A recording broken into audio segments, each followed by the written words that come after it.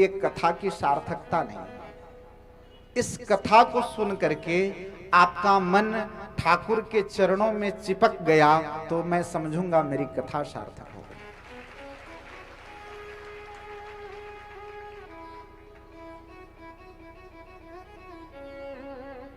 आप ठाकुर से बैठ करके प्रार्थना करते हो, अपने घर में याचना करते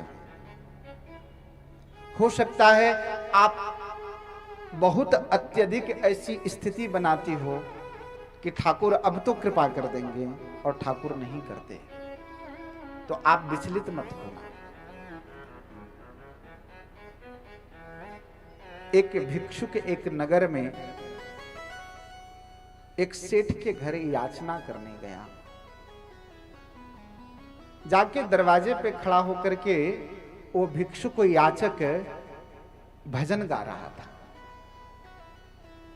घर में सेठानी हाथ में रोटी लेकर के आके गेट के पास खड़ी हो गई। सेठ जी ने कहा कि सेठानी तुम बड़े देर से हाथ में भजन लेकर रोटी लेकर के खड़ी हो, वो याचक बड़े देर से गा रहा है, उसके हाथ में तुम दे क्यों नहीं देती?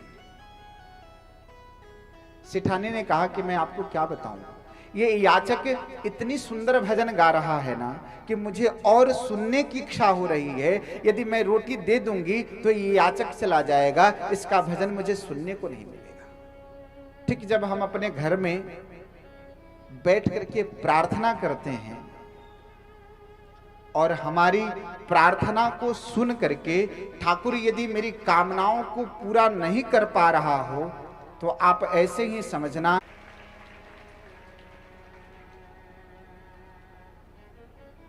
हम संसार में एक एक वस्तुओं की कामना करते हैं। एक नगर में बहुत बड़ा बाजार खुला, मॉल खुला। उस मॉल में ये ऑफर था कि जो व्यक्ति आएगा और जिस वस्तु पे हाथ रख देगा वो उसकी हो जाएगी। उस बाजार के ऊपर भीड़ लग गई। लोग उस मॉल में जाते और जाकर के अपने मन पसंद के वस्तुओं पे हाथ रख देते और वो उसका हो जाता।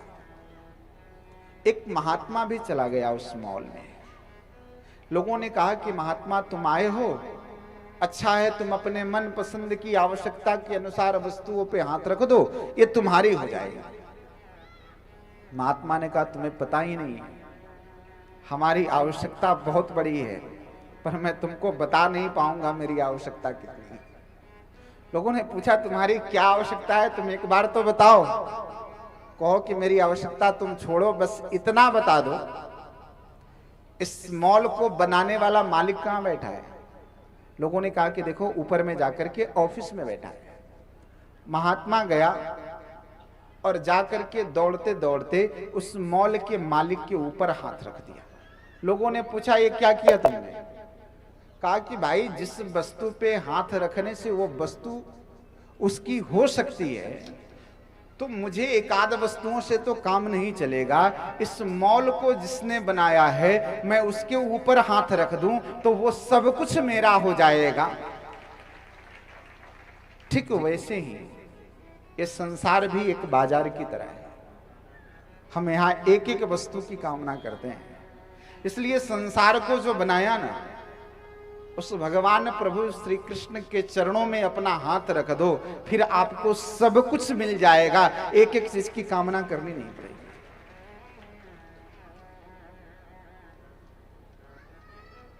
इस कथा में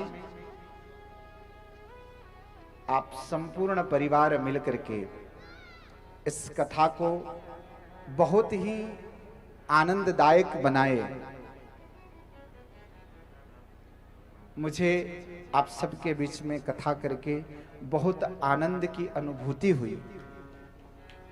मेरे पास इसके लिए कोई शब्द ऐसा नहीं है और आप मेरे अपने हैं, इसलिए मैं बहुत ज़्यादा प्रशंसा भी नहीं करूंगा, लेकिन इतना आशीर्वाद जरूर देता हूं यहां से बैठ करके कि आप ढासुलिया परिवार के लोग, ठाकुर जी आपको एक एक व्यक्ति को ऐसा समर्थवान बनाए कि आपके जीवन में हमेशा उत्सव मनता रहे और ठाकुर जी बना रखे हैं और आगे भी बनाते रहे कि ऐसा उत्सव प्रत्येक व्यक्ति के घर में ऐसा चलता रहे। ये मेरा आशीर्वाद है। मैं विशेष क्या कहूँगा, मेरे पास कहने के अब कोई शब्द नहीं है, क्योंकि मैं बोलना भी चाहूँगा तो वो शब्दों से बोल नहीं पाऊँगा और कभी कभी बिना बोले भी व्यक्ति समझ लेता है। सामने वाला कह नहीं पाता तो सामने वाला उससे पढ़ के समझ लेता है।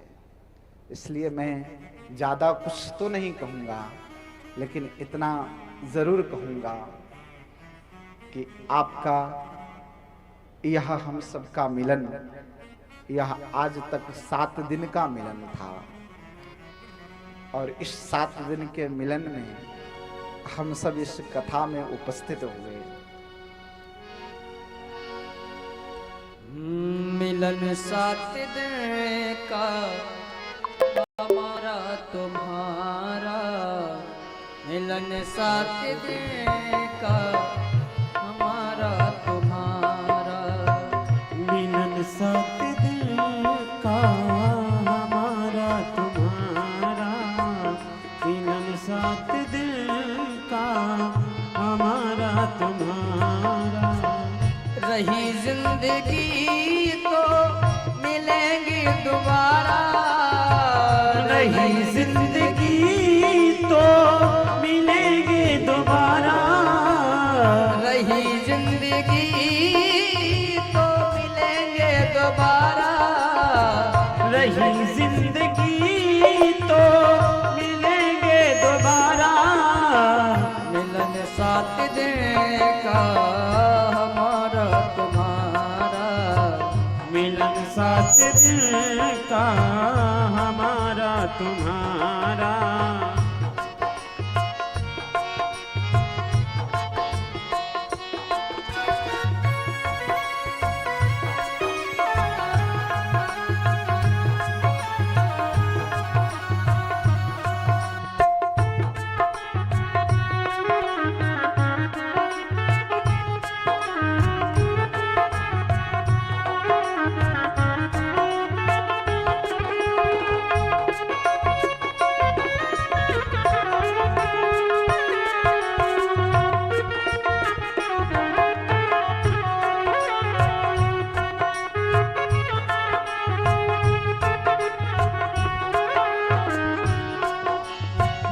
रमता जोगी बहता पानी, रमता जोगी बहता पानी, रमता जोगी